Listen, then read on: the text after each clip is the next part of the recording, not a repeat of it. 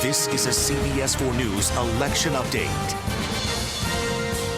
Good evening, I'm Rick Fuldown. And I'm Rudabe Shabazi with your CBS 4 News election update. Polls closed in South Florida about 25 minutes ago. Still open in the Panhandle, but we've got some early results along the bottom of your screen. We want to check in with both presidential campaigns. We begin with Elliot Rodriguez and the Clinton campaign in New York. Elliot.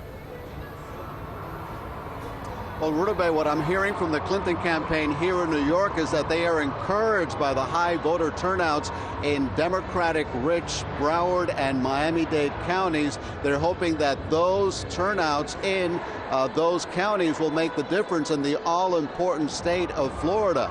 Now, Hillary Clinton voted early this morning near her hometown there in Chappaqua, New York, with her husband Bill Clinton after a campaign that began a year and a half ago. She is hoping voters have bought into her message that she has the experience and temperament to defeat Donald Trump.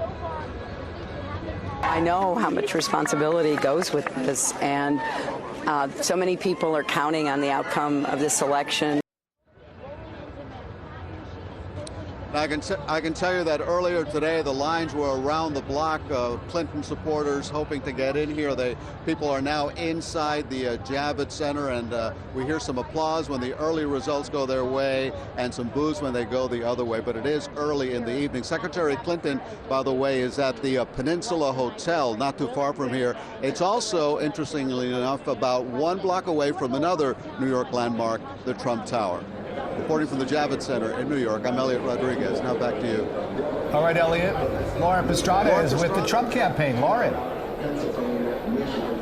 Rick, the ballroom here at the Midtown Hilton is starting to fill up right now. Not exactly a huge crowd here just yet, but this isn't really a huge space compared to most Donald Trump rallies and events. Unlike some of his previous rallies, this will be a much more low-key event. As we've been reporting, it was invitation only. Now, Trump voted earlier today at his Upper East Side precinct before tweeting that he'd be watching the results from Trump Tower tonight, just a few blocks away from where we are standing right now. Now, while he is there, his closest supporters are watching the returns here at the Hilton. You could hear some of the cheers go up in this ballroom when it was announced that Kentucky and Indiana would both go to Trump. The talk amongst many Trump fans, though, here tonight is the importance of the swing states. Whenever I tell someone I'm from South Florida, they immediately emphasize the importance of the Sunshine State. Now, I spoke with former Apprentice star turned Trump surrogate Omarosa just minutes ago.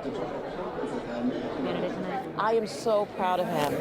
You know, they say that he's running against the most experienced, most qualified candidate in the history of this country, and yet they're neck and neck.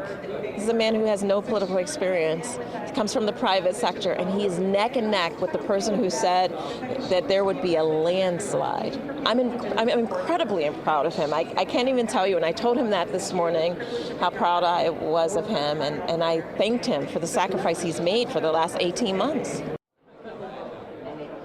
Now, supporters here are expecting a long night, perhaps even well into the morning, because they are keeping a close eye on some western states, particularly Colorado and Nevada. Rick and Rudabe, back to you. Lauren, thank you. Jim DeFede, host of Facing South Florida, with us now. We've seen record turnout in Miami-Dade and Broward, and right now these early voting numbers show that this state is neck and neck between these two candidates. Look, it's a battleground state for a reason. Florida, Florida, Florida. It always comes down to us. But the Clinton campaign does feel good about the fact that the number of people who turned out in Miami-Dade set a record over 1 million people. I don't know where that final number will land, but somewhere around 1,050,000. It's quite a remarkable number. Broward is also way, way up. You know, and so the question is, does she pick up enough votes in South Florida to counteract Donald Trump's strength in the rest of the state? And everyone closely watching that Hispanic vote. Absolutely. That Hispanic vote, that's what really makes the I-4 corridor in particular really a twisting sort of place to keep a close eye on because of the influx of Hispanics, particularly Puerto Ricans in the area. So it's, you know, look, Florida is going to be one of those things that are just going to go on for a while, and we'll see. Hopefully we'll have some results to report on Florida and the entire presidential election later on tonight. We're going to have updates every single hour. Our next live update is coming up in just 25 minutes. And you can find the results at any time on our website, cbsmiami.com. We're going to go back now to CBS News coverage of Election Night 2016, and we'll see you right here on CBS 4 with all the local and statewide results all evening long. Keep it right here on CBS.